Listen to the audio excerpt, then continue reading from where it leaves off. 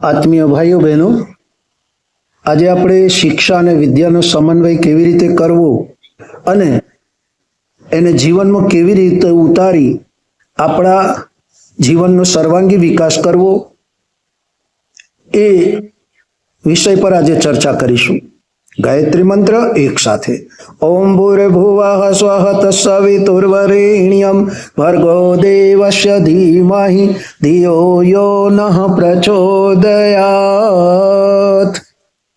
ભાઈઓ બહેનો, આજે વર્તમાન સમયમાં શિક્ષણની શિક્ષા પદ્ધતિ બદલાઈ રહી છે, ડિજિટલ યુગ આવી રહ્યો છે, ત્યારે આપણે સૌએ આપણા જીવનમાં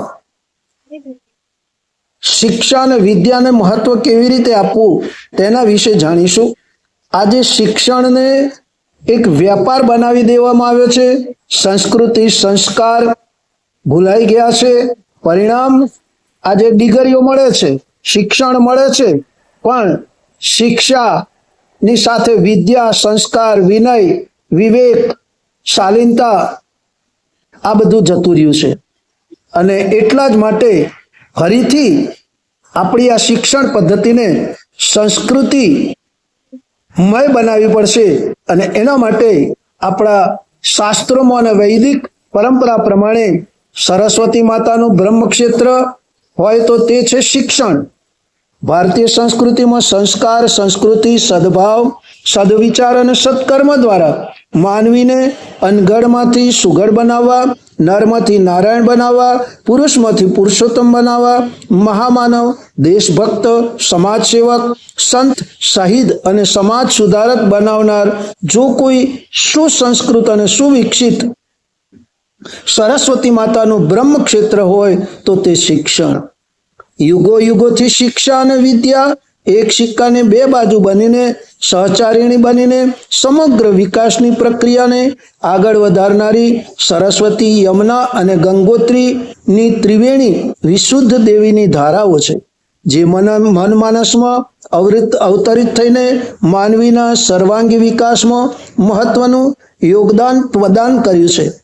પહેલાના જમાનામાં ગુરુકુળો હતા, તક્ષશિલા, નાલંદા જેવી વિદ્યાલયો હતી, જેમાં બાળકો શિષ્યોનો સંપૂર્ણ વિકાસ સાધવા માટે નૈતિક, બૌદ્ધિક, આધ્યાત્મિક, સામાજિક અને વૈજ્ઞાનિક પ્રાચીન વૈદિક શિક્ષણ પદ્ધતિઓ દ્વારા બહુમુખી વ્યક્તિત્વ ધરાવતી પ્રતિભાઓને આ સંસ્કૃતિને ભેટ આપનાર આપણા શિક્ષણ જગતને જેને જનક કહેવાય એવા મૂર્ધન્ય, પ્રતિભાવાન, તેજસ્વી, નિષ્કામી, નીડર નામથી ઉદ્બોધિત કરવામાં આવે છે. દેશને માતા અને પિતા ના નામથી ઉદ્બોધિત કરવામાં આવે છે. જગત ગુરુ કહેવાતો હતો, ભારત જગતગુરુ કહેવાતો હતો. પ્રામાણિકતા, ચરિત્રતા, પારદર્શિતા, આધ્યાત્મિકતા અને સાધના અને સત્સંગ હતો.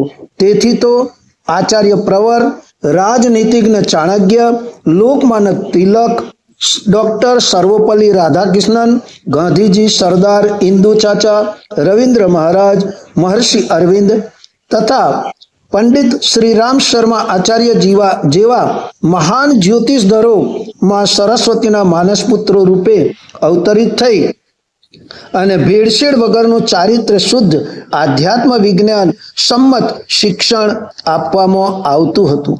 બ્રહ્મર્ષિ વશિષ્ઠજી, વિશ્વામિત્રજી, શાંદીપજી જેવા મહામનીષીઓના સાનિધ્યથી ભગવાન શ્રી રામચંદ્રજી, પૂર્ણ પુરુષોત્તમ ભગવાન કૃષ્ણ જેવા અવતારોનું નિર્માણ કરનારી ટંકશાળ એટલે ગુરુકુળો, વિદ્યાલયો.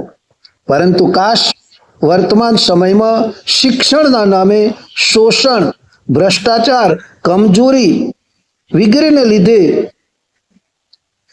શિક્ષણનો ખિતાબ લઈને કરનારા ઉચ્ચ પદાધિકારીઓ, રાજકારણીઓને શિક્ષણને, વિદ્યાલયોને, શાળાઓને એક શિક્ષણનો વેપાર અને સટ્ટો બનાવીને શિક્ષણ જગતનો તાત જનક શિક્ષણનો ભાવ અને બોલી બોલવામાં આવે છે. બદલી માટે ભાવ, બદનામ કરવા માટે ભાવ, શાળાની મંજૂરી માટે ભાવ. શું આ છે શિક્ષણનું મુખ્ય મૂલ્ય? શું હવે છળ, કપટ, પ્રપંચ, ભ્રષ્ટાચારીને જ ગળવા તૈયાર થશે? પ્રામાણિક કહેવાતા જ જો ભ્રષ્ટાચાર અને કોઈના દબાણમાં આવે તો તે માં ભારતીનું કલંક છે.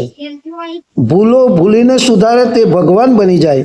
પાપોનું પ્રાયશ્ચિત કરીને પ્રમાણિક બને તે પરમાત્મા બની જાય. ગમે તેવા પ્રલોભનોને જતા કરે તે જગદીશ બને. ભૂલેલાને, ભટકેલાને માફ કરે તે મહાત્મા બને. આ વાતને આજના યુગના શિક્ષણ વિદે સમજવાની જરૂર છે. માટે જ પરમ પૂજ્ય ગુરુદેવ પંડિત શ્રી રામ શર્મા આચાર્ય જે કહ્યું છે કે શિક્ષા અને વિદ્યા એ સગી બહેનો છે. શિક્ષા વગર શિક્ષણ અધૂરું છે અને શિક્ષણ વગર શિક્ષા અધૂરી છે. કારણ શિક્ષા એ માનવીને વિકસિત કરે છે, જ્યારે વિદ્યા એ માનવીને સુસંસ્કૃત અને સંસ્કારી બનાવી પોતાના જીવનના લક્ષ્ય તરફ આગળ વધારે છે.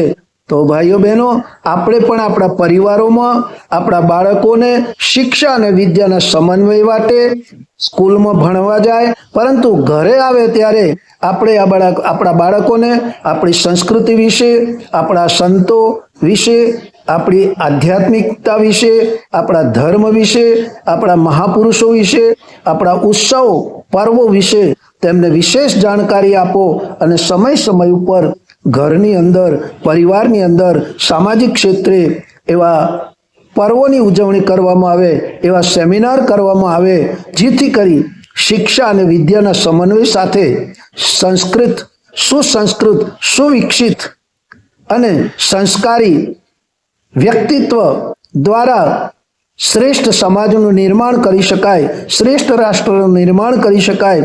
એટલા જ માટે આ શિક્ષા અને વિદ્યાને આપણે સરસ્વતી માતાનું બ્રહ્મક્ષેત્ર માની અને બંનેનો સમન્વય કરી જીવનમાં ઉતારીએ. ભાઈઓ બહેનો, ચોક્કસ આશા રાખું કે આપને આ શિક્ષા અને વિદ્યાનું મહત્વ સમજાયું હશે. તો આપ આપના પરિવારોની અંદર, આપણા બાળકો સુધી આ વાતને પહોંચાડી આપ પણ અનુકરણ કરી આપના બાળકોને શ્રેષ્ઠ બનાવો, સુવિકસિત બનાવો, સુસંસ્કૃત બનાવો અને સંસ્કારો આપી અને એમને સમાજને માટે શ્રેષ્ઠ બનાવી અને આપ પણ ધન્ય બનો અને એમને પણ ધન્ય બનો.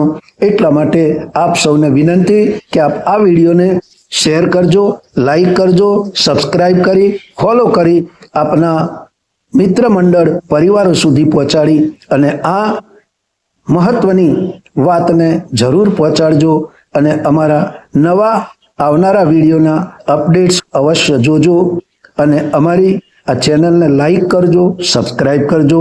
અસ્તુ. પ્રણામ. ભારત માતા કી જય.